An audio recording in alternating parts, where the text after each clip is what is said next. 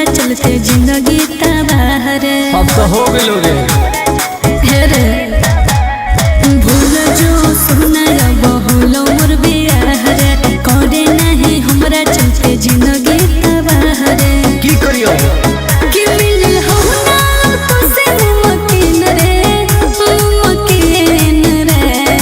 सुन गया कि जब से बन गई तू राजा के दुल्हन गे। अच्छा तब से हो गलियो हम दारू के शौकीन गे। हो जब से बन गई तू राजा के दुल्हन गे। तब से हो गलियो हम गाजा के शौकीन गे।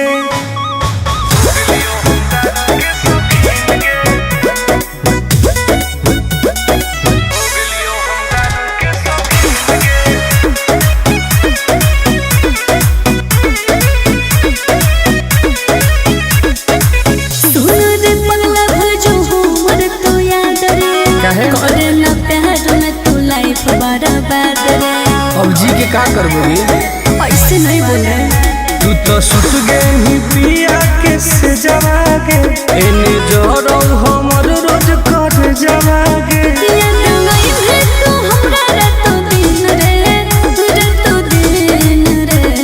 बर्बाद करो रे जब से बन गई तू राजा के दुल्हन गे। तब से हो गलियो हम दारू के शौकीन गे। हो जब से बन गई तू राजा के दुल्हन गे। तब से हो गलियो हम गाजा के शौकीन गे। लाइफ बर्बाद कर दिली गे।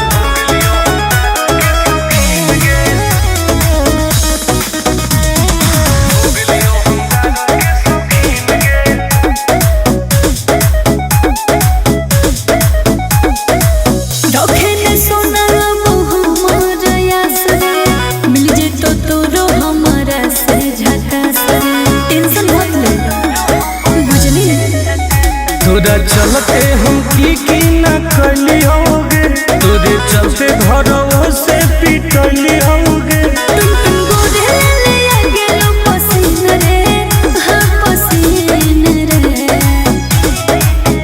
जब से बन गई तू राजा के दुल्हन गे। तब से हो गलियो हम दारू के शौकीन गे। हो जब से बन गई तू राजा के दुल्हन गे। तब से हो गलियो हम गाजा के शौकीन गे। अब पी पी के मर जीवोगे।